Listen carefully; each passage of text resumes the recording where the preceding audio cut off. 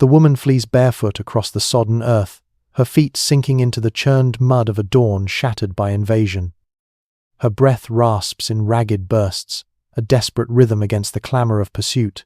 Torches flare through the veil of mist, casting elongated shadows of armored figures converging with methodical menace, shields at the ready, swords glistening with the fresh crimson. It is the year AD 845, and the air hangs thick with the acrid bite of smouldering thatch, a funerary pyre for the village she once called home. Along the shadowed banks of the Seine, the fog clings like a shroud, muffling the distant lap of waters that promise fleeting salvation. Through the haze of smoke and despair, she catches a glimpse of the river's serpentine gleam, her solitary path to freedom. Beyond the horizon, where black sails blot the sky like omens of eclipse, the spires of Paris quiver, yet the Vikings pursue not with reckless fury, but with the cold precision of predators who comprehend the true sinews of an enemy's resolve. To them, the glittering hoards of gold and silver pale beside the profound leverage of the hearth.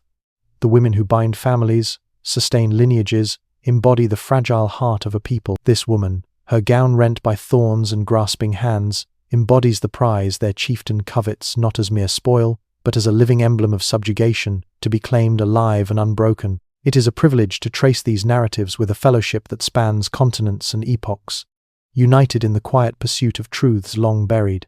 The monks of Saint Denis, those vigilant scribes of calamity, would commit to vellum the harrowing events of that fateful dawn, when Ragnar Lothbrok, equal parts mythic spectre, yet woven into the somber tapestry of their record lies a subtler thread, the procession of seized wives and daughters, herded toward the longships amid wails that pierced the soul like harpoons, evoking the anguish of souls already consigned to the deep.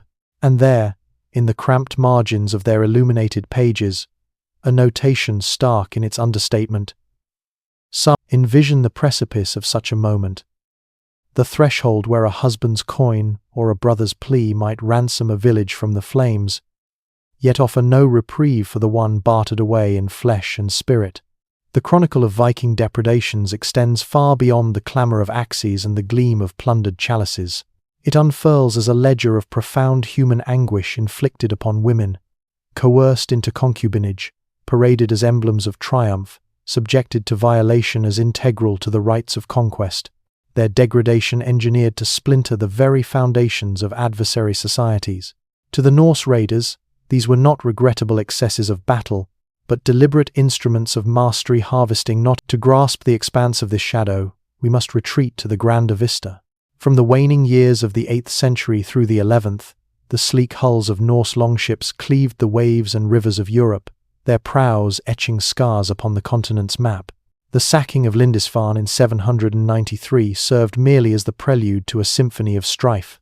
The longevity of their terror stemmed not solely from savagery, but from its orchestration.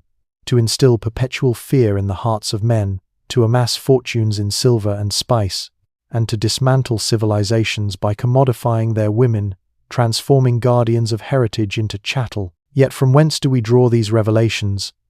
They endure not in sanitized tomes of academia, but in the trembling script of those who endured the gale chronicles, etched by the hands of the bereaved and the watchful. Dudo of St. Quentin, laboring in the 10th century, alludes with restrained fury to the despoilment of noble matrons amid the ruins of their domains. The Annals of Fulda, in their terse entry for 881, depict the aftermath of a raid. Women hauled to the waiting vessels like herds to the abattoir. Even the Icelandic sagas, composed in later age, scholars, ever vigilant against hyperbole, caution that monastic pens may have cast Norse foes in the mold of script. More disquieting still, the physical echoes in those bones whisper of preludes to captivity, etchings of malnourishment and healed fractures, hallmarks of bondage long before the chains were forged. It is amid these ensnared souls that the abyss deepens into incalculable depths.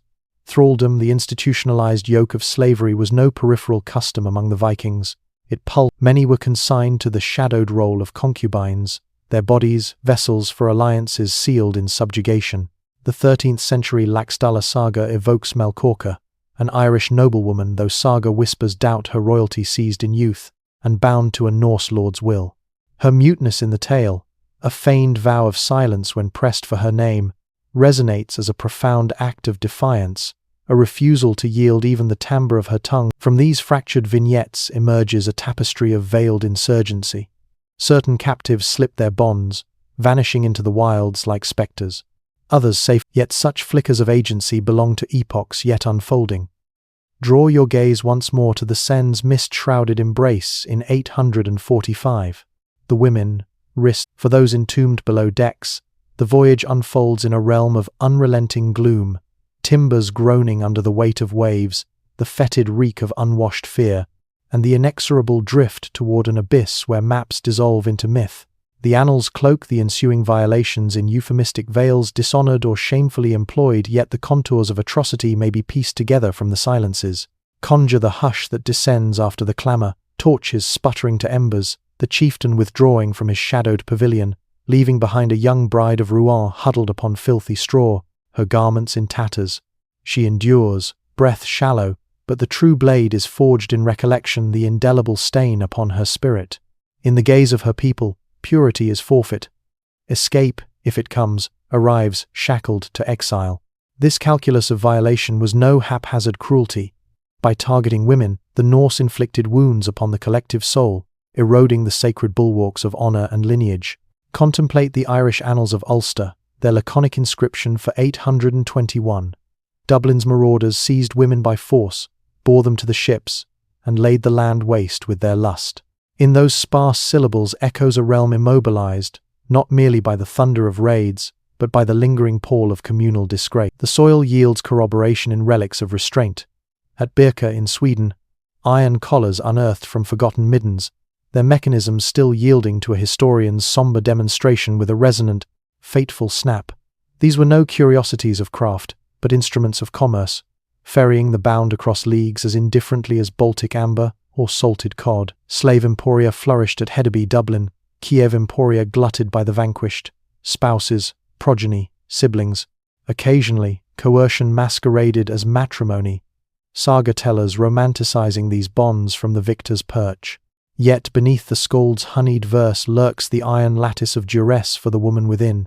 Such unions were gilded cages, their bars etched with the geometry of guilt. Not all Norse adhered to this creed of conquest. Records attest to consensual vows, to concubines cherished with tangible regard.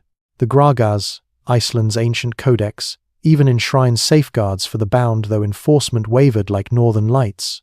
In the fevered crucible of raids, however, the crescendo of this orchestrated anguish reveals itself in regional cadences. Lindisfarne's cloistered chroniclers in 793 decried the ravaging of veiled nuns, their sanctity profaned amid prayer. 9th century Francia enumerated the tally of spouses spirited from Rouen and Nantes.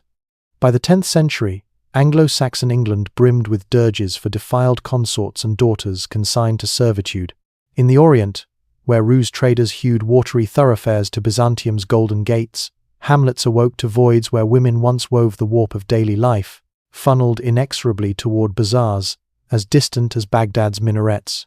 Legends, born of rumor and refined by retelling, amplify the dread. Slavic lore murmurs of raiders baking loaves upon the supine forms of captives. Why then this relentless fixation upon the enemy's consorts? Bullion might be rifled from crypts, herds harried from pastures, but women embodied the eternal flame of posterity, the crucibles wherein cultures were kindled and clans perpetuated. To plunder them, to mar them, was to quench the adversary's future, securing victory not through iron alone, but through the desecration of wounds. Certain Jarls enshrined this doctrine. Harold Fairhair's saga, though penned in posterity, reverberates with boasts of rivals women wrested as seals upon supremacy, tales intoned to enrapture Norse assemblies and torment foes, a sanctified savagery blessed by Odin's unblinking eye. Archaeology proffers the most enigmatic witnesses, sepulchres of English Viking thanes, yielding baubles alien to their craft, bracelets of Celtic filigree, brooches of Pictish subtlety, pendants evoking continental grace. These were no heirlooms of kin, but trophies stripped from the throats of the enthralled, now interred in earthen hush. Ponder the voiceless eloquence of such relics. Then arrives the fulcrum of fate. A.D. 991, the cataclysm at Malden. Norse axes reap a grim harvest among the Anglo-Saxon host, extorting Danegeld in blood-soaked coin. Yet tribute veils a graver toll. Human currency. A remnant Old English lay mourns not only Earl Byrhtnoth's fall, but in a verse that chills the marrow, foretells wives yielded to heathen grasp. The quill, this lacuna, this scripted void, brims with the unspoken consensus of its era. The hands of enemies evoked no noble alliance, no honorable compact. It summoned the abyss, the legacy of dusk-time cautions, the peril that shadowed every threshold when dragon keels grated upon shingle. For the Anglo-Saxon woman adrift in Malden's wake, existence unraveled into a catena of conveyance, netted by berserkers amid the melee's din, paraded to encampments reeking of cordite and cordage, herded aboard wave-lashed hulls, bartered in Dublin's throng, then perhaps consigned to Baltic caravans threading eastward mists. By journey's end, identity evaporated like river vapor. She was no longer Edgith of the Weald, but thrall anonymity's brand, and in shadowed alcoves, she might bear the oppressor's seed, a spectre more insidious than fetters. Those progeny matured not in the cradle of maternal law, but amid the victor's creed, some to wield sea-axes, others to tally trade. Sagas hail them as paragons of vigor, begotten in glory's forge. Yet between exaltation and origin yawns the chasm of unyielding refusal, wombs repurposed as front. Such legacies emerge not from fancy, but from the saga's offhand disclosures. Landnamabok, the grand Icelandic codex of colonization, inventories arrivals with their appurtenances, lineages anchored by a woman from Ireland, spectral progenitors of dynasties unnamed. Iceland's genomic tapestry endures as corroboration a preponderance of Norse The spade refines this portrait with unflinching clarity. In Jorvik, Norse England's bustling seat, 10th century interments unveil female frames bearing Celtic haplotypes, many extinguished near the bloom of 20, others in the fragility of adolescence. Their skeletons bear the stigmata of unremitting toil. These were no consorts elevated to thrones of alliance, but bondswomen expended in labour's maw, tending alien broods, while their own vitality ebbed. Nor was ferocity veiled from sacred gaze. Annals attest to monastic sacks, where women endured assault beneath the crucifix's shadow, priests and brothers compelled to witness the profane tableau. For the Vikings, such spectacles transcended mere violence. They constituted theatre, a liturgy of dominance wherein the consort of a theng or the veil of an abbess became altars to communal rupture. To the denizens of early medieval Francia or Wessex, these incursions sundered not only ramparts of stone, but the celestial scaffold of divine equity. The litanies of Elland, Hamburg, Lindisfarne converge upon a singular motif. Women. This commerce spanned fluvial veins and oceanic arteries. Islamic cartographers in Baghdad's scriptoria observed that the Rus, those amber-haired sea folk, conveyed throngs of bondservants down the Volga and Dnieper, their manifests skewed toward the fairer sex.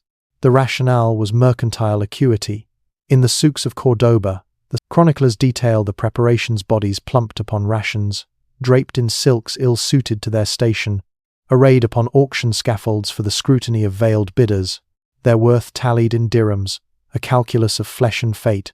To myriad Jarls, such ventures epitomized the raid's essence, provisioning the arteries of a nascent global exchange. Yet in the interstices of ledger and lash, a fettered figure might murmur cradle songs of verdant vales, defying erasure note by note. Revisit Dublin's quays, where excavations pierce the peat-black timbers of Viking halls, their grain still imprinted with staples that once moored the bound. Iron servals exhumed from refuse pits evoke a spectral unease, locks of bespoke intricacy, demanding a proprietor's sole key, a perpetual seal upon autonomy. Scholars handle them with ritual gravity today, the metallic chime evoking audiences to collective shiver. The sagas, in their bardic sleight, transmute brutality to ballad. Egil's saga has its protagonist vaunting raid-won women as casually as coffers of coinage, eliding the machinery of misery. This narrative elision, perhaps the most exquisite cruelty, interposes male valor between victim and verse, consigning feminine chronicles to the ether. Yet vestiges Slavic folklore conjures Varangians testing fealty through macabre ordinances, loaves leavened on supine torsos, or prostration in pelts for diurnal ordeals. Exegetes deem them fables flourish, yet oral archives often crystallize cataclysm with keener fidelity than vellum ever could the Baroque, blooming into ballad. The ballad into What, then, of the captive's unvoiced odyssey? Testimonials from their quills are phantoms. Literacy eluded most, and volition silenced the rest. But osteology articulates in stark syntax. An Orkney barrow yields a maiden scarce past her teens, nasal bridge mended from fracture, dentition splintered by life's tempests. Her alleles summon Ireland's sod, her sustenance, gleaned from isotopic scars, bespoke a Norse sojourn fish. Interred sans finery, no clasp or circlet adorns her venture eastward to Byzantium's luminous citadel, where Rus's blades tempered into Varangian phalanxes, the emperor's ironclad vanguard. Norse lays trumpet their tenure in halls of porphyry and pearl, yet Byzantine ledgers insinuate shadows trailing these titans, thralls conscripted to domestic drudgery amid imperial splendor. Envision the promenade of alabaster corridors, mosaics aglow with seraphim, a Norse sentinel striding forth his yoke, a foreign consort, footsteps muffled, eyes fixed upon marble veins as if charting an inward map. The Olaf saga yields a vignette, laced with disquiet. Icelandic bondmaids manumitted after seasons of service, freed with magnanimous flourish, as if clemency could cauterize. Annalists catalogued the ravage of basilicas and baronies, yet invariably preserved the predicate of peril. The consignment of women, the indelible dread neither absolution nor amnesia could assuage. To confront this chasm today demands reckoning with conquest's underbelly, not scripted in triumphal arcs or regnal roles, but inscribed in the muted agonies of the voiceless, their parchments absent, their lays unlaid. These women linger in history's penumbra, ankles chafed by manacles, yet scrutinize their silhouettes, and resilience gleams like frost upon fetor. Survivors seeding hearth, cultures with contraband lore, diluting the conqueror's vaunted purity, others courting the deep in final sovereignty. Saga fragments murmuring of plunges from prows into briny mercy, and those who persisted, their tribulations enshrined not by design, but by the paradox of indelibility, unforgettable precisely because unuttered. Chroniclers, in consigning wives to enemy hands, sought abbreviation of atrocity. In verity, they etched its perpetuity, splinters of script lacerating epochs hence. From Malden's bloodied strand, pivot to the sinuous greys of Eastern Europe's fluvial labyrinths, where Russ's keels furrowed the Volga and Dnieper. Simeon of Kiev, 11th century stylus in hand, indicts a dour codicil. The Russ arrived fetters foremost, as if bondage preceded broadhead in their stratagems and the quarry, as ever, the spouses and daughters of the subdued. The calculus was unerring. In Byzantium's vaults, Baghdad's vaults, Al-Andalus's alcazars, youthful women transmuted to tender aromatic as myrrh, lustrous as samite, resonant as specie. Thus, for them, Dominion's denouement transcended conflagration and cleaver. It sprawled into protracted pageant. The Arab envoy Ibn Rusta, charting Rus circuits circa 900, likens their charges to livestock terse taxonomy, devoid of artifice, underscoring the calculus of victims were groomed for galleys, nourished to allure, arrayed in raiment of requisition, promenaded upon Byzantine or Abbasid dais for palpable appraisal, a purchaser's digit upon a cheek, probing ivories for vigor, her chronicle consummately concluded. Invoke the desolation of a raised Slavic stead post-passage. This void, more eloquent than vestige, chronicles wholesale vanishing into a lattice wherein persons devolve to prizes. Byzantium's archival apparatus, labyrinthine, rarely one ascended. Olaf Tryggvason, whose dam Astrid knew irons ere thrones. Sagas acclaim him thewed by fate, subtext harbours a matron's manacles, her dolors dissolved in diadem. Revert northward to Scandinavia's steadings, Hedeby, Kaupang, where trowel discloses enclosures, stockade, sunk lairs, scant of air, ossuaries harbouring juvenescence, phalanges fractured by jive, dentition eroded by duress and dearth. This was no happenstance of hegemony. It scaffolded the Norse ascent. Thralldom fueled expansion, economy, exchange, echelon. Absent it, the diaspora falters. And the Iceland's Gragars, 13th century recension crystallizes the creed, a bondswoman chattel absolute. To assail another's without leave constituted larceny. The liege's lash, ravishment, or rut evoked no edict. In that juridical hush resounds the unchronicled chorus of 3 centuries' muted multitudes. Envision the Varangians anew, colossi in chaste mail, oath sworn to Basileus, mythic in Hellenic hagiography yet dogged by the dispossessed they dragooned en route, foreign spouses and thralls eclipsed in the eternal city's crenellations. Al-Masudi, Arab annalist, depicts Rus's processions through Pontic harbours, maidens marshalled, dominion essayed not solely somatic, but sonic, a muting of mortal wail beneath martial measure, yet amid the quietude, endurance, etched engravings. Norse topoi hoard hybrid heirlooms not Gaelic gloss alone, but Wendish whirls in combs interred, contraband conveyed by the collared, a motif incised, a motif murmured meagre, yet momentous smuggling selfhood past the pale of perdition.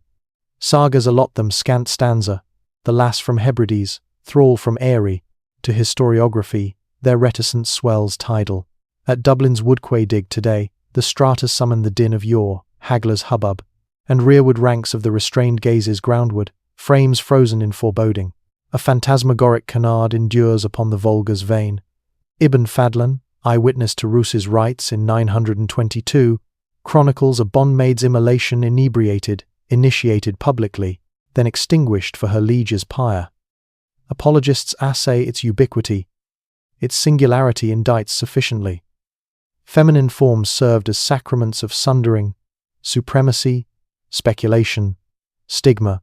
Thus, wives to foemen's fists encapsulates epochs of embalmment in hush, a matrix vast and vitreous, threading Severn to Shannon, Volga to Vistula, in synchronized servitude. Let historiography's lens dilate once more. An Icelandic stead, AD 950. Twilight tapers, juveniles gambol in gloaming, tresses aureate in flare, glow. Within, a figure tends embers, palms calused as bark, regard remote as misted fjord.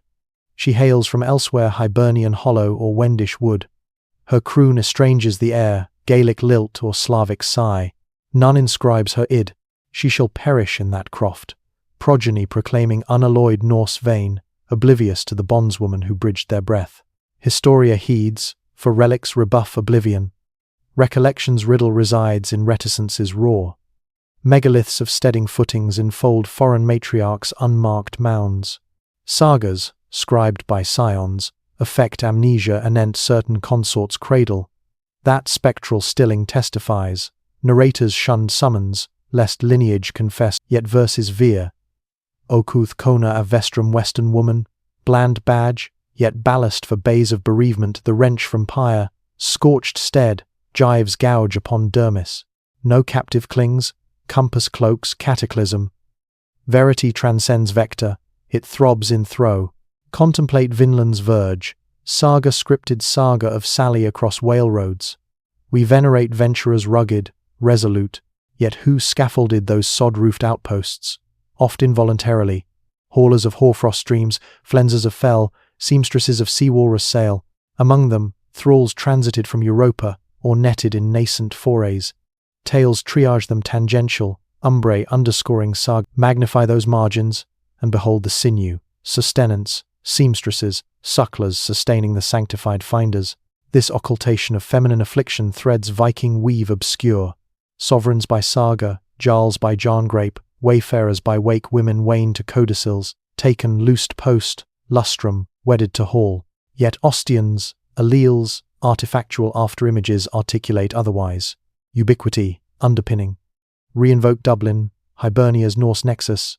Spades surrender spindle, shuttle, stay feminine forge, manifold manned by the manacled, transmuting wool to wear for those vestments voyaged for voluta, procuring poniards perpetuating the plenum.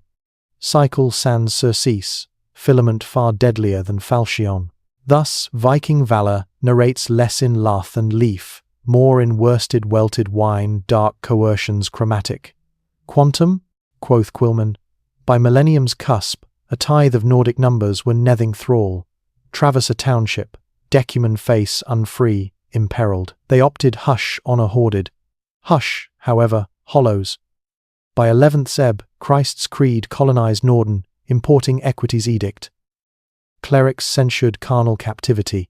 Creakingly, the colossus crumbled, not ere tricentennial torment, textured tilth, trope, genome, revert, to Genesis. Paris, 845, the fugitive falters on Fen, Seine shimmering sanctuary. Baghdad's bazaars, Dublin's docks, Herken, conflagration, convulsion, cleave, gown grappled, gate gashed, grasp upon girth, wail rung once, across Europa, tricentennial tableau, myriad matrons mirrored that midnight reiterant, resonant, rampant. To analysts, archetype, ravage, redemption, requiem eternal wives to foemen, no trope, literal fists fettering, fists freighting, fists fashioning freight, fists flaying, flensing, flogging, contemporaries cloak Norse in glamour, cuirass, clad corsairs, servine crests, beneath brochures blaze, interred indictment, raids radix ravaged not reliquary nor perchance thus archaeology avenges, unyielding utterance. Osseous outcrops with wrist writhe, desoxyribose divulging. Substratum stockpiling staple, stay, parchment may pall, yet palimpsest persists. Chilling corollary. Vikings vaunted apotheosis via aura. Instead, apotheosis via ache, the muted's memorial. Final frame, Icelandic ebuth, hath his, yet motif meanders to miner's cochlea, progeny propagates, perorates, unwitting wellspring yet survives. Oppression outwitted, mnemonic mind in murmur. Eons elapsed, excavators exhume her exuviae, they intone her idyll, and at last, audition, timbre triumphant. Ergo, Vikings' veiled verity transcends temerity or treasure, unspeakable umbrage of underborn Ulfethnar, wives, Chronicles, nil, cicatrix, susurrus, soporific. Epochs, lingers yet patter of podal upon peat, pant of pulmonary paroxysm, hiccup of harnesses hasp. Singular she, myriad matronage their tread, threnody, taciturnity trampled by Thewed who deemed deific. Yet Historia, obdurate oracle, saga may slumber, scribe may shrink, yet stratum, skeleton, susurrus summon, and so perforce we.